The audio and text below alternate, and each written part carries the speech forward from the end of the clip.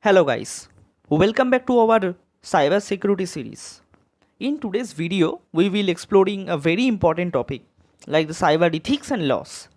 In the digital age, understanding the legal and ethical frameworks that govern our online behavior is crucial. We will discuss the various cyber laws, e-governance, e-commerce, intellectual property rights, and the penalties for the cyber offenses under the IT Act 2000. By the end of this video, you will have a clear understanding of how these laws protect individuals and organizations in the cyberspace. So let's dive in. So now the cyber laws introductions. Cyber laws are the rules and the regulations that govern the use of the internet and the digital technologies. They help in maintaining the legal order in the cyberspace by setting the guidelines for the users, the businesses, and the government bodies. These laws cover a wide range of issues, including the online privacy, the digital signatures, cyber crimes, and the e commerce. With the increasing reliance on digital platforms, cyber laws ensure that activities like the data protection, identity theft prevention, and intellectual property rights are respected. In India, the Information Technology Act 2000 is primary law governing cyber activities, offering the protection against the unauthorized access and misuse of the digital assets. So now the e-commerce and the e-governance.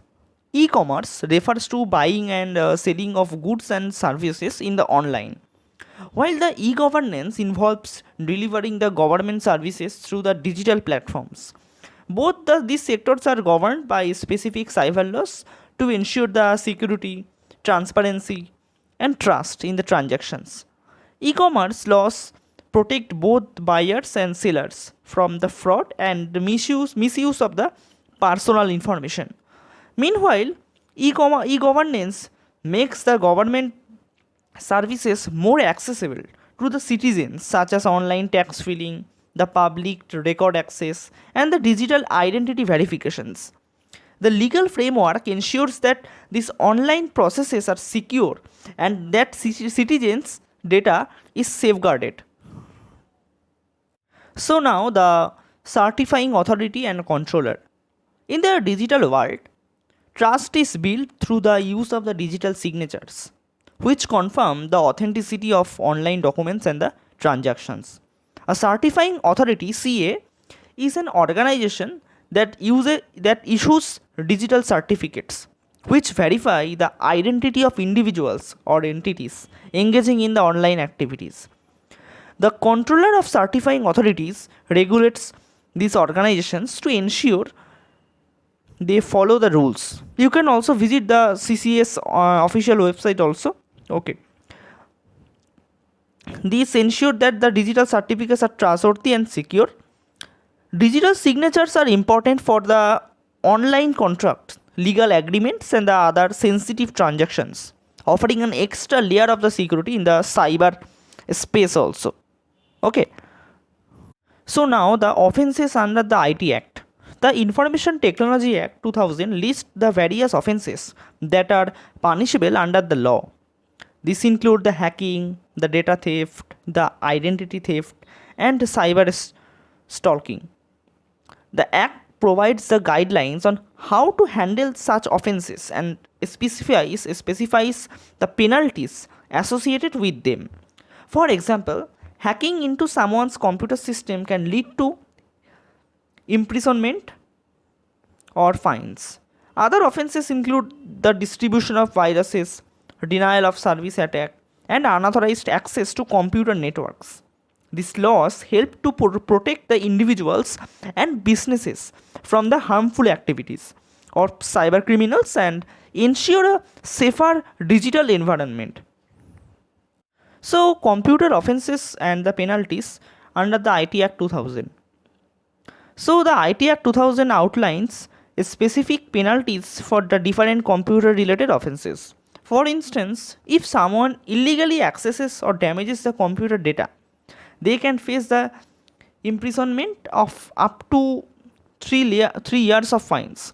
The law also covers the cyber terrorism, where using computer network to threaten national security can result in life imprisonment.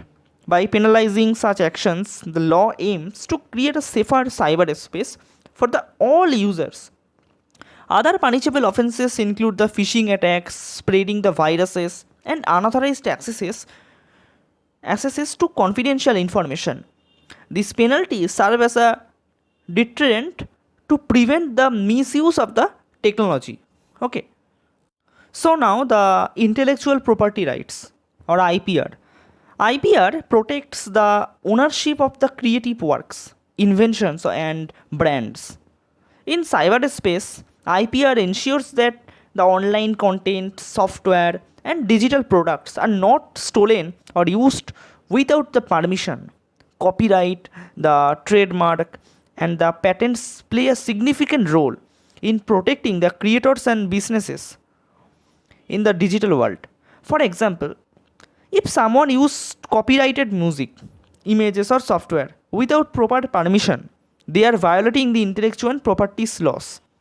These laws safeguard the interest of creators, preventing the privacy, unauthorized sharing, or the misuse of the digital content. Okay. So now the IPsec at the network layer. IPsec or the Internet Protocol Security is a protocol suite that secure the communication over the IP networks. It plays a crucial role in protecting the data transmitted over the internet. IP security ensures that the data sent between the two devices is encrypted and secure, preventing the unauthorized access or tampering. It operates at network layer, providing end-to-end security for internet communication. IP security is commonly used in the virtual private network or the VPN to safeguard the sensitive information such as the financial transaction, the business communications, and the personal data from the cyber threats. Okay, you can see the architecture of the IP security protocol in the screen also.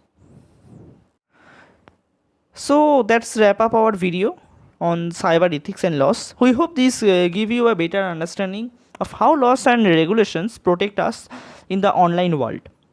Cybersecurity is not just about technology, it's also about knowing your rights and the responsibilities in the cyberspace. In the next video, we will dive into the advanced topic like the cybersecurity governance and how organizations can implement the robust security frameworks. Don't forget to like, share, and subscribe to our channel for more engaging content on cybersecurity. See you in next time.